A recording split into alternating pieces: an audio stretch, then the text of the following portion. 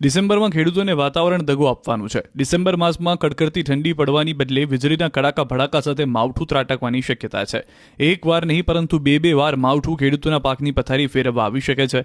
હવામાન નિષ્ણાંત રમણીક વામજાએ કમોસમી વરસાદની આગાહી કરી છે।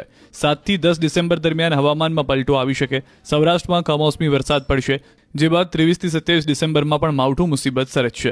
જો ડિસેમ્બરના આ સમયગાળામાં માવઠું થશે તો ખરીફ સિઝનમાંથી હાથ ધોઈને બેઠેલા ખેડૂતોએ રવિ સિઝનમાં પણ મોટી નુકસાની વેઠવાનો વારો આવી શકે છે। 7-12 થી 10-12 મિનિટ સમગ્ર સૌરાષ્ટ્રમાં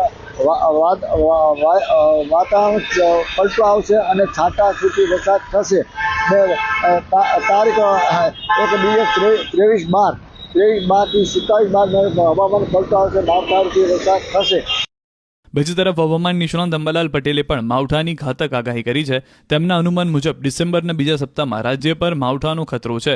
15 ડિસેમ્બર બાદ ત્રાટકશે આફતરૂપી માવઠું। એક પશ્ચિમી વિક્ષોભ દેશના ઉત્તરીય પર્વતીય પ્રદેશો પર તારીખ 8 ડિસેમ્બરથી 10 ડિસેમ્બર કે તે પછી આવવાની શક્યતા રહેશે।